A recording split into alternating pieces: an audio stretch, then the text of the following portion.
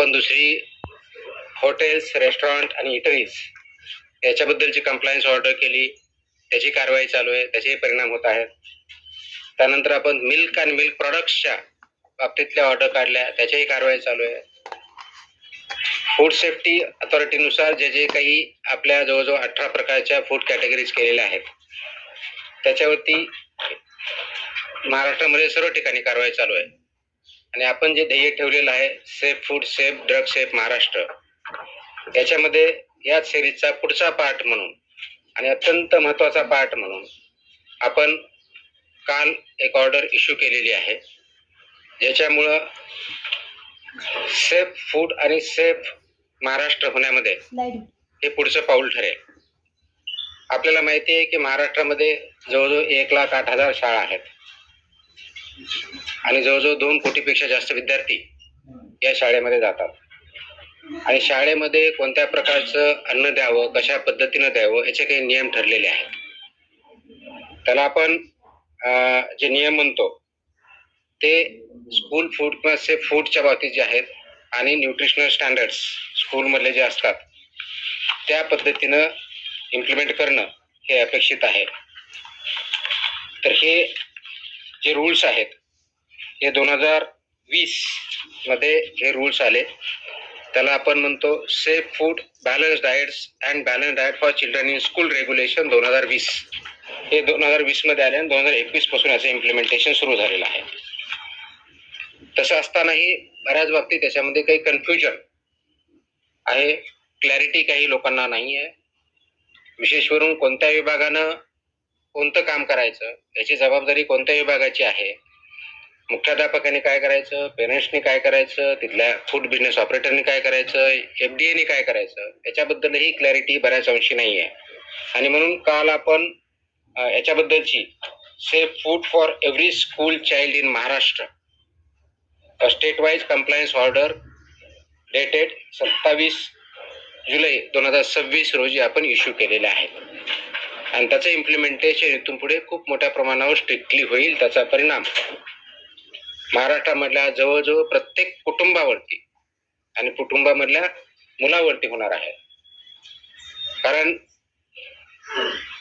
मुलांना जर आपण व्यवस्थितपणे फूड दिलं, बॅलन्स डाएट दिलं, न्यूट्रिशन दिलं आणि ते जर आपण इम्प्लिमेंट करू शकलो तर सेफ फूड मधलं सर्वात मोठं पाऊल हे ठरणार आहे, ज्याच्या अनुषंगाने त्याचे कल्चर आपण ज्याला म्हणजे संस्कृती, फूड संस्कृती, ती इम्प्लिमेंट होईल, ती तयार होईल. आणि पर्यायानं आपलं healthy child, healthy human being, त्याच्यातून त्याचे परिणाम दिसायला सुरुवात होईल. आणि म्हणून त्या अनुषंगाने आपण हे काल ऑर्डर काढलेले आहेत आणि ऑर्डर इम्प्लिमेंटेशन आपण पुढच्या काळामध्ये करणार आहोत. तर राज्यातील प्रत्येक शालेय विद्यार्थ्याला सुरक्षित, सकस व संतुलित आहार मिळावा यासाठी अन्न सुरक्षा या अनुषंगाने राज्यव्यापी अनुपालन आदेश आपण इश्यू केलेले आहेत. याच्यातले ठळक वैशिष्ट्य असं आहे की महाराष्ट्रातल्या सर्व शासकीय, निमशासकीय, अनुदानित, खाजगी, निवासी, नॉन रेसिडेन्शियल आणि सर्व मंडळ, मग ते SSC असेल, CBSE असेल, ICSE असेल, IGCSE असेल, IB असेल, कोणत्याही बोर्डची शाळा जरी असेल त्या सर्वांना हे लागू आहे. एडेड असेल, अनएडेड असेल, प्रायव्हेट असेल, गव्हर्नमेंट असेल, हे कोणतंही डिस्टिंक्शन याच्यामध्ये नाही. सर्व शाळांना हे लागू आहे. ह्या शाळांमधील कॅन्टीन, टकशॉप, मध्यान्ह भोजन केंद्र, ज्याला मिड डे मील स्कीम आपण इम्प्लिमेंट करतो ते, वसतिगृह, वसतिगृहातले स्वयंपाकगृह आणि सर्व अन्न पुरवठादार जे आहेत वैद्य, यांचा परवाना आणि नोंदणी अनिवार्य आहे. म्हणजे काय, शाळेमध्ये जे कॅन्टीन असेल किंवा जे मिड डे मील स्कूलमध्ये जे प्रोव्हाइड करतात ते असतील किंवा अंगणवाडीमध्ये जे कॉन्ट्रॅक्टर असतील, यांना हे फक्त फसाई लायसन्स असणारेच असू शकतात. जर नसतील तर त्यांना लायसन्सवालेच अपॉइंट करावे लागतील. विदाऊट लायसन्स होल्डर यांना आपल्या स्कूलमध्ये किंवा कॅन्टीनमध्ये किंवा अंगणवाडीमध्ये फूड सर्व करू शकत नाहीत, हा त्याचा अर्थ आहे. त्या अनुषंगाने त्यांना सर्वांना लागू आहे. त्याचप्रमाणे शाळेच्या आवारात आणि शाळेच्या आउटस्कर्ट म्हणजे भिंतीपासून, ज्याला आउटर साइड ज्याला म्हणतो, त्यापासून 50 मीटर पर्यंत, ज्याला HFSS अन्न पदार्थ म्हणतो, त्याची विक्री, जाहिरात, विपणन, मोफत वितरणास प्रतिबंध घातलेला आहे. I repeat, and this is very important issue. शाळेच्या आवारात, शाळेच्या प्रिमायसेस मध्ये आणि within 50 meters outskirt of the boundary. आता बाउंड्री कोणती, तर आउटर साइड जी असेल ती बाउंड्री, म्हणजे समोरच्या साईडला गेट 2 असतील, पाठीमागे ते कोणत्याही टोकापासून जी काय आउटसाइड साइड आहे तिथून पुढे 50 मीटर लांबीपर्यंत HFSS म्हणजे high fat, trans fat, sugar या प्रकारचे प्रॉडक्ट्स वितरण करण्यास, विक्री करण्यास, जाहिरात करण्यास किंवा मोफत विक्री करण्यास पूर्णपणे बंदी आहे आणि ते स्ट्रिक्टली इम्प्लिमेंट केलं जाईल. त्याच्यामुळं या बाबतीचं इम्प्लिमेंटेशन इथली लोकल अथॉरिटी, विशेष करून मुख्याध्यापकाचे, ज्याला शाळा प्रमुख असं म्हणतो, किंवा प्रिन्सिपल असेल तर प्रिन्सिपल, कारण हे आदेश 12वी इयत्ता 12वी पर्यंतच्या शाळेची डेफिनेशन 12वी पर्यंत आहे आणि हे लागू होतं 22 महिन्याच्या मुलाच्या पासून सुरू होतात. 22 महिन्याच्या मुलापर्यंत लागू नाही, तिथून पुढे म्हणजे अंगणवाडीमध्ये जे मुलं येतात तिथून पुढे चालू होतं ते 12वी पर्यंतच्या मुलं इथपर्यंत हे आदेश लागू आहेत. हे हाय HFSS ज्याला फूड आयटम्स म्हणतो, high fat, trans fat, sugary जे प्रॉडक्ट आहेत ते तिथे विकता येत नाहीत, जाहिरात करता येत नाहीत, वितरण करता येत नाही किंवा फ्रीमध्ये वाटपही करता येत नाही. आणि म्हणून त्याचं इम्प्लिमेंटेशन लोकल लेवलला प्रिन्सिपल, त्यांची स्कूल आणि ती स्कूल मधली जी कमिटी असते त्यांनी करायचं आहे. जास्त मीठ, साखर, संतृप्त चरबी व ट्रान्सफॅट असलेल्या अन्न पदार्थ शालेय परिसरात मज्जाव केलेला आहे. हे ऑर्डर मध्ये आहे, मज्जाव केला मीन्स प्रिव्हेंट केलेला आहे. Ice cream, chocolate, everything. So it comes in that. These are all products of that. I'll answer the questions. I'll answer the questions later on. Let me finish first, then we'll answer the questions.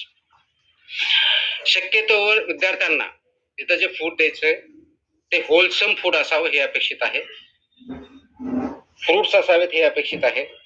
भाज्या, कडधान्य, संपूर्ण धान्य, दूध व स्थानिक पौष्टिक पदार्थ उपलब्ध करून देण्यावर भर असावा हे ॲडवायझरी आहे.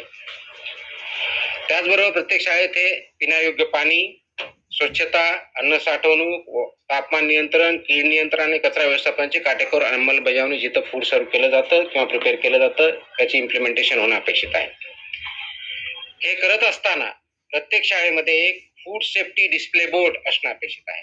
आता फूड सेफ्टी डिस्प्ले बोर्डवरती काय, तुमचा वेंडर कोण आहे, त्याचं लायसन्स काय आहे, कोणत्या प्रकारचं फूड तिथं दिलं जातं, त्याच्या काय व्हॅल्यूज आहेत हे लिहिणं अपेक्षित आहे. त्याचबरोबर फूड सेफ्टी सुपरवायझर हेही नॉमिनेट करायचं. त्यांनी हे बघायचं की हे फूड सेफ्टीचे नॉर्म त्या ठिकाणी पाळले जातात. हेल्थ अँड वेलनेस अँबॅसेडर सुद्धा ते अपॉइंट करणं अपेक्षित आहे over a period of time, की त्या शाळेमधून कोणी विद्यार्थी असू शकेल, शिक्षक असू असेल, जो कोणी असेल त्यांनी तो अपॉइंट करायचा आहे किंवा नोडल अधिकारी नियुक्त करणं हे पुढच्या काळामध्ये आपण बंधनकारक करत आहोत, ते आवश्यकता आहे. जेणेकरून हा आपला सेफ फूडच्या बाबतीतला, न्यूट्रिशनल फूडच्या बाबतीतला, बॅलन्स डाएटच्या बाबतीतला अवेअरनेस आणि सेन्सिटायझेशन विद्यार्थ्यामध्ये, शिक्षकामध्ये, शाळेमध्ये आणि पेरेंट्समध्ये केला जाईल हे त्याच्यातून अपेक्षित आहे. प्रत्येक शाळेची वर्षातून किमान 2 वेळा अन्न सुरक्षा तपासणी आम्ही करणार आहोत, किमान 2 वेळेस, आणि किमान एक अन्न नमुना संकलन करून त्याची तपासणी करणार आहोत. तर ह्या ऑर्डर आम्ही ऑलरेडी आमच्या विभागाला दिलेल्या आहेत आणि त्याचं इम्प्लिमेंटेशन आपण करणार आहोत. नियमभंग करणाऱ्या ज्या शाळा आहेत, कॅन्टीन आहेत, पुरवठादार आहेत किंवा विक्रेते असतील, त्याच्यामध्ये त्यांच्या विरुद्ध ज्या प्रमाणात ऑफेन्स असेल सुधारणा नोटीस देण्यात येतील, परवानाच्या बद्दलची कारवाई करण्यात येतील, सस्पेन्शनची करता येईल, फूड जे आहे त्याच्याबद्दल जप्ती कारवाई केली जाईल आणि आवश्यकता वाटल्यास दंड किंवा प्रॉसिक्युशन सुद्धा करण्यात येईल. यामध्ये इम्प्लिमेंटेशन मध्ये सर्वात महत्वाचा रोल जो आहे तो शालेय शिक्षण विभागाचा, स्कूल एज्युकेशन डिपार्टमेंटचा आहे. शिक्षण मंडळ जे आहेत आपले, जे बोर्ड असतात त्यांचा आहे. लोकल बॉडीज म्हणजे जिल्हा परिषदेच्या शाळा असेल तर लोकल बॉडी किंवा कॉर्पोरेशन असेल तर म्युनिसिपल कॉर्पोरेशन किंवा काउन्सिल असेल तर काउन्सिल, यांचा पण महत्वाचा रोल आहे. अन्न सुरक्षा अधिकारी आपले ज्या विभागाचे आहेत, फूड सेफ्टी ऑफिसर्स त्या एरियाचे आणि जिल्ह्याचे असिस्टंट कमिशनर जे आहेत त्यांचा महत्वाचा रोल आहे. स्कूल मॅनेजमेंट कमिटी जी आहे त्यांचा आहे, पालक आणि विद्यार्थी हे सगळे याच्यामध्ये स्टेक होल्डर्स आहे. या सर्वांचा सक्रिय सहभाग आणि पालन करणं बंधनकारक आहे. प्रत्येक शाळेला ईट राईट स्कूल हे कॅम्पेन बंधनकारक आहे. हे ईट राईट स्कूल कॅम्पेन गेल्या अनेक वर्षापासून आपण राबवतो, पण ते इफेक्टिव्ह राबवणं गरजेचं आहे. त्याच्यामुळे ईट राईट स्कूल आपण जर करू शकलो तर ईट राईट जे आहे घरी सुद्धा जाईल आणि ते कल्चर बनेल हे त्याच्यातून अपेक्षित आहे. म्हणून त्यामध्ये शालेय कॅन्टीनला आरोग्यवाहीच्या आहाराचे आदर्श केंद्र कसं तयार करता येईल या दृष्टीचा आमचा प्रयत्न असणार आहे. सुरक्षित आरोग्य, निरोगी बालपण, सक्षम महाराष्ट्र या दृष्टिकोनातून आपण हे संकल्प करत आहोत आणि त्या दृष्टिकोनातून ही राज्यव्यापी मोहीम आपण मिशन मोडमध्ये आपण काम करत आहोत. हे करण्यासाठी आवश्यक त्या मग ते PM पोषण असेल, त्याचबरोबर तुमच्या मिड डे मील स्कूल असेल, पूर्ण फिट बिझनेस ऑपरेटर्स असतील, यामध्ये 22 वर्षानंतरच्या सर्व काही ठिकाणी आपण पाळणाघर म्हणतो ते पण असू शकतील, डे केअर असतील. हे आपण पाळणाघर आणि डे केअर सेंटर जे 22 महिन्यांच्या मुलापर्यंत जे असतात ते याच्यातून वगळलेले आहेत. परंतु शाळामध्ये जे आपल्याला फूड द्यायचे ते नॅशनल NIN ज्याला म्हणतात राष्ट्रीय पोषण संस्था, इन्स्टिट्यूशन ऑफ न्यूट्रिशन NIN यांनी काही त्याचे मार्गदर्शक तत्व दिले ते त्यांनी पालन करायचे. हे मार्गदर्शक तत्व मध्ये काय सांगितलंय तर होलसम फूड द्यायचंय, व्हेजिटेबल्स द्यायचे, फ्रुट्स द्यायचे, प्रोटीन आणि प्रोटीन रिलेटेड फूड किंवा मिल्क अँड मिल्क प्रॉडक्ट जे आहेत ते द्यायचे आणि HFSS जे प्रॉडक्ट्स आहेत ते अवॉइड करायचे, ते प्रिव्हेंट करायचे हे अपेक्षित आहे. हे करत असताना शाळा व्यवस्थापन हे अन्न सुरक्षेसाठी प्राथमिक जबाबदार असणार आहे. त्याच्यामधलं प्रिन्सिपल आणि स्कूल मॅनेजमेंट याची प्रायमरी रिस्पॉन्सिबिलिटी ही असणार आहे आणि त्यांना जिथं जिथं आवश्यकता लागणार आहे, मदत लागणार आहे, आमचा विभाग आपण करणार. म्हणजे school education department, school management, school education department आणि त्याबरोबर जी एन्फोर्समेंटच्या दृष्टीनं लायसन्सची असेल किंवा याच्या बाबतीतले असेल ते FDA food and drug administration याच्याबद्दल मदत आपण करणार आहोत. शेड्यूल 4 चे जे निकष आहेत ते आपण पाठीमागच्या ज्या ऑर्डर जर बघितल्या त्याच्यामध्ये शेड्यूल 4 म्हणजे फूड कसं प्रिपेअर करायचं, त्याच्यावर कोणते स्टँडर्ड्स असावेत, कोणते रेग्युलेशन, ते सर्व रेग्युलेशन्स इथं लागू होतात. त्या दृष्टिकोनातून त्या सर्व स्वच्छता निकष असतील, ट्रेन मॅन पॉवर किंवा फूड हँडलर्स असतील, हेल्थ अँड वेलनेस अँबॅसेडर असेल किंवा नोडल ऑफिसर असेल, हे सर्व तिथं अपॉइंट केले जातील.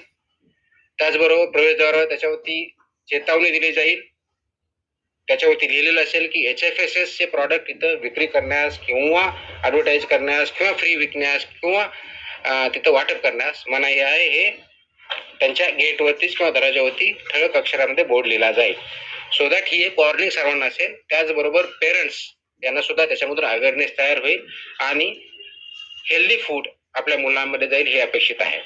त्याचबरोबर फूड सेफ्टी डिस्प्ले बोर्ड हा प्रॉमिनंट प्लेसला असेल आणि फूड सेफ्टी सुपरवायझर याची सुद्धा पूर्तता करणं हे बंधनकारक असेल. आणि आता मी सांगितलं त्याप्रमाणे 50 मीटरच्या परिघामध्ये HFSS चे कोणतेही प्रॉडक्ट विकले जाणार नाही किंवा ॲडव्हर्टाईज केले जाणार नाही. प्रॉडक्टची नावं सांगतो सगळं येतं. ही करत असताना याच्यामध्ये आपण eat right school, eat right campus, school nutrition policy, त्याच्यामधले food safety and standard rule 2018 चा सब नियम 2.4 नुसार पूर्ण पार पाडले जाईल अशा दृष्टीचे आपण बघितलेले आहेत.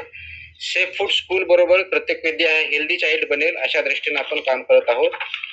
हे करण्याच्या दृष्टिकोनातून गेल्या 1-1.5 महिन्यामध्ये आपण या वर्षाच्या अकॅडमिक इयर्समध्ये राज्यव्यापी एक आपण ऑलरेडी अभियान चालवलेलं आहे, ज्याच्यामध्ये 42 ठिकाणी जनजागृती किंवा अवेअरनेस कॅम्पेन आपण घेतलेले आहेत. कार्यशाळा आपण घेतलेल्या आहेत शिक्षकांच्या, ज्याच्यामध्ये त्यांना ट्रेनिंग दिलेलं आहे. आपल्या डिस्ट्रिक्ट लेवलला जे असिस्टंट कमिशनर आहेत फूडचे त्यांनी त्या ठिकाणी जाऊन ट्रेनिंग दिलेलं आहे. त्याच्या माध्यमातून जवळजवळ 3567 शाळांमधील 4919 शिक्षकांना अन्न सुरक्षा व संतुलित आहाराबद्दल प्रशिक्षण आणि संवेदनशील आपण केलेलं आहे. ज्या शिक्षण विभागामार्फत शिक्षकांना ट्रेनिंग दिल्या जातात, डाएट ज्याला म्हणतो डिस्ट्रिक्ट लेवलला जे डाएट त्यांचं इन्स्टिट्यूट असतं त्याच्यामध्ये ट्रेनिंग देतात, त्या ठिकाणी आपले अधिकारी जातात आणि याच्यावरती मॉड्यूल किंवा 1-1.5 तास त्यांच्याबद्दल ट्रेनिंग घेतात आणि आवश्यकतेप्रमाणे सुद्धा आपले अधिकारी जाऊन तिथं अवेअरनेस क्रिएट करत असतात. तर ह्या सर्व आपण गोष्टी करण्यापाठीमागचा उद्देशच हा आहे की गेल्या काही काळामध्ये याच्यामध्ये पाहिजे तेवढं लक्ष आपण देऊ शकलेलो नव्हतो. आता आपण त्याच्यावरती फोकस करत आहोत आणि याचा कंप्लायन्स रिपोर्ट मंथली बेसिसवरती विभागाला असणार आहे. तर ह्या विभागामध्ये ज्या स्कूल एज्युकेशन डिपार्टमेंटमध्ये महाराष्ट्रामधला एक थोडक्यात आपल्याला डेटा आणि एनरोलमेंट माहिती देतो की इयत्ता 1ली ते 12वी मध्ये जवळजवळ 2,02,85,525 विद्यार्थी इनरोल्ड आहेत. यांच्यापर्यंत आपण याच्या माध्यमातून पोहोचतोय. याच्यामधला जर प्रायमरी 100 स्टँडर्ड 4थीपर्यंत बघितलं तर 67,36,000 स्टुडंट आहेत. अप्पर प्रायमरी 72,63,000 5वी ते 8वी मधले आहेत. सेकंडरी मधले 26,44,000 असे टोटल 2,02,000 आहेत. मॅनेजमेंट कॅटेगरी स्कूल जर याच्यामध्ये ज्या कव्हर होतील ते जर बघितलं तर लोकल बॉडीमध्ये जवळजवळ 64,000 स्कूल आहेत. प्रायव्हेटमध्ये 40,000च्या आसपास स्कूल आहे. ट्रायबल डेव्हलपमेंटच्या 1444 स्कूल्स आहेत. सोशल वेलफेअरच्या 1,068 आहेत. दिव्यांगच्या वेलफेअरच्या डिपार्टमेंट DEPWD जर आमचं department of empowerment of persons with disabilities यांच्याकडच्या ज्या काही संस्था काही चालवतात याच्यामध्ये 180च्या आसपास आहेत. मद्रासास 50 आहे. सेंट्रल गव्हर्नमेंटच्या 25 आहे. स्टेट गव्हर्नमेंटच्या 19 आणि अननोन नॉट क्लासिफाईड 164 अशा आपल्या स्कूल एज्युकेशन डिपार्टमेंटमध्ये 1,08,157 एवढ्या स्कूल जो डेटा वेबसाईटवर स्कूल एज्युकेशन डिपार्टमेंट त्याच्यामध्ये आहेत त्या कव्हर होतील. डिव्हिजन वाईज आपल्याकडे सर्व डेटा आहे. त्याच्यानुसार आपण जे ट्रेनिंग दिलेलं आहे तर कार्यशाळा वर्कशॉप जे आपण घेतलेले 42 घेतले आतापर्यंत त्याच्यामध्ये 3,567 शाळा कव्हर झालेल्या आहेत आणि शिक्षक त्याच्यामध्ये 4,919 शिक्षक आतापर्यंत केलेलं आहे आणि हे काम कंटिन्युअसली चालू राहणार आहे.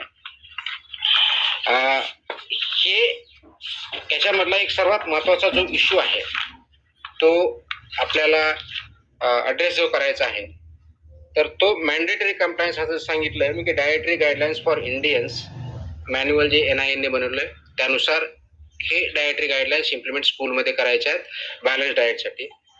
दुसरा जो आहे तो menu shall ensure adequate macronutrients and micronutrients. ह्या मेन्यूमध्ये मॅक्रोन्यूट्रियंट्स कोणते म्हणजे कार्बोहायड्रेट्स आले, प्रोटीन्स आले, फॅट्स इन अप्रोप्रिएट प्रोपोर्शन आल्या आणि मायक्रोन्यूट्रियंट्समध्ये व्हायटमिन्स आले, आयर्न, कॅल्शियम आणि आयोडीन आणि फोलेट ह्या सगळ्या गोष्टी आल्या. हे इन्श्युअर करायचं आहे.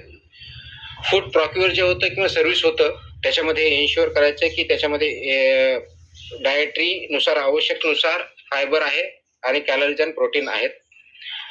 कॅन्टीन्स आणि हॉस्टेल आणि किचन हे जे आहे ते प्रोॲक्टिव्हली त्याच्यामध्ये fruits, vegetables, whole grains, pulses, dairy products हे प्रमाण वाढवायचं आहे.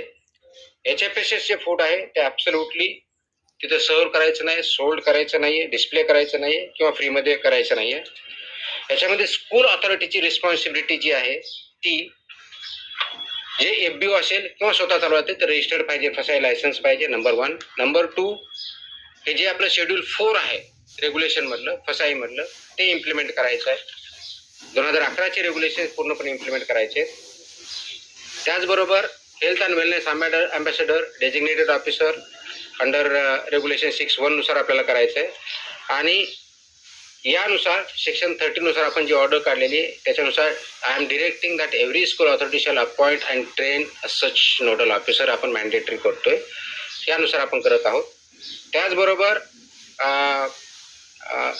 जी responsibility of the school education department आहे ती अशी आहे की सर्व स्कूलमधलं FBO रजिस्टर आहे हे बघायचं आहे.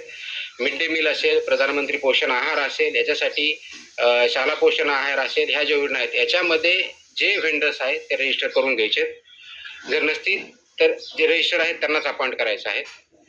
डिस्ट्रिक्ट आणि ब्लॉक एज्युकेशन ऑफिसरला यांनी त्यांच्याकडून डिरेक्शन जाणं अपेक्षित आहे की याचं पूर्णपणे मॉनिटरिंग आणि कंप्लायन्स होतं आणि त्याच्यामध्ये त्यांचं रिपोर्टिंग होत आहे.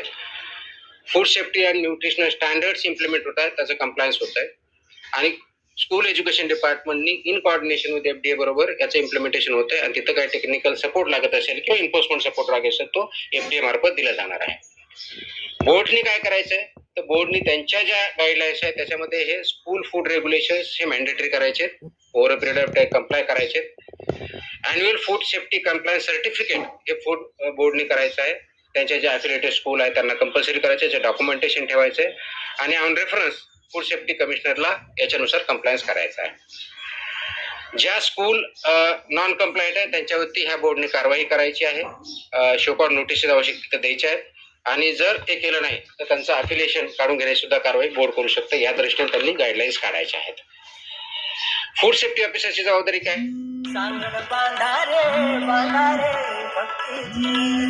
किंवा रजिस्ट्रेशन आहे का? शेड्यूल्ड फूड्स नुसार हायजीन आणि मॅन्युफॅक्चरिंग आणि सर्विंग ऑफ फूड होतंय का?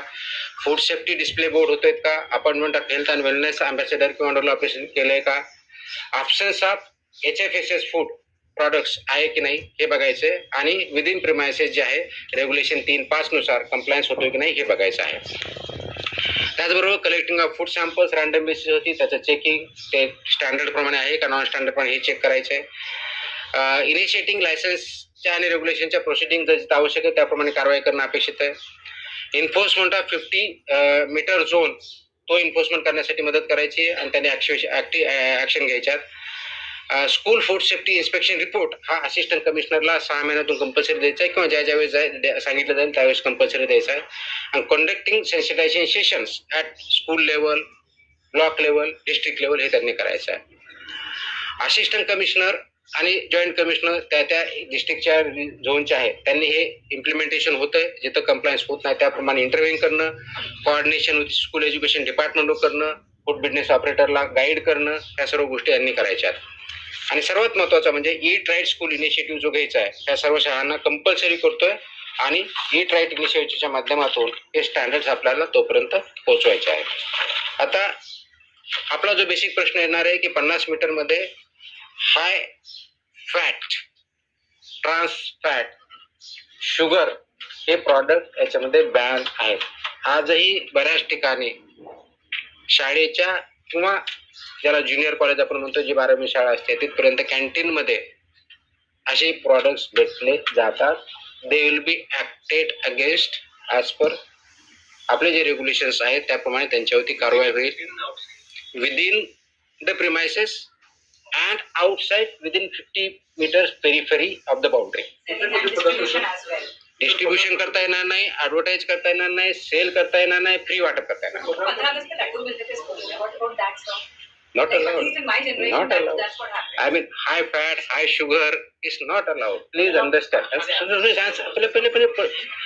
पहले मुझे बोलने दो, फिर आपके सबके सवाल के जवाब मैं दे देता हूँ. ठीक है? अब ये क्यों कर रहे हैं? Please understand.